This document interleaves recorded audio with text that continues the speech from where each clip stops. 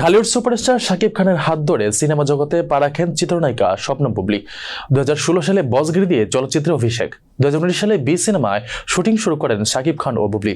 ওই সিনেমায় শুটিংয়ের সময় বুবলীর বেবি বাম্প দেখা যায়। কড়া নিরাপত্তার মাঝেও নায়িকার বেবি বাম্প নজর এড়ায়নি ভক্তদের। তখনই শুরু হয় বুবলীর অন্তঃসত্ত্বা হওয়ার গুঞ্জন। এর পরপরে যুক্তরাষ্ট্রে পাড়ি জমান বুবলী। সেখানেই জন্ম দেন প্রথম পুত্র সন্তান শেহজাদ খান বীরের। বছরখানেক বাদে সন্তানকে নিয়ে প্রকাশ্যে আসেন তিনি। জানান তার সন্তানের পিতা শাকিব খান। পূর্বাইলে শাকিবের বাড়িতে তাদের বিয়ে হয়েছে। যদিও বর্তমানে এ জুটির সম্পর্ক ভালো নেই। এক ছাদের নিচে তারা থাকছেন না লম্বা সময় ধরেই। বুবলীর দাবি শাকিবের সঙ্গে এখনো বিচ্ছেদ হয়নি।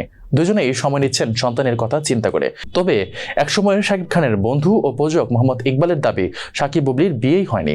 সম্প্রতি একটি বেসরকারি টেলিভিশনের সাক্ষাৎকারে এমনটাই মন্তব্য করেছেন তিনি। শাকিব খান ও বুবলীকে নিয়ে পাসওয়ার্ড সিনেমা নির্মাণ করেছিলেন ইকবাল। পীর সিনেমার শুটিং এর সময় সেখানে উপস্থিত ছিলেন তিনি। বুবলীর অন্তঃসত্ত্বা হওয়ার খবর জানতেন ইকবাল, কিন্তু পুরো শুটিং ইউনিটকে বিষয়টি গোপন রাখতে বলেছিলেন তিনি। বিষয়গুলো উল্লেখ করে ইকবাল বলেন, শাকিব খান ও বুবলীর বিয়েই হয়নি। শাকিব নিজে আমাকে একাধিকবার কথা বলেছেন।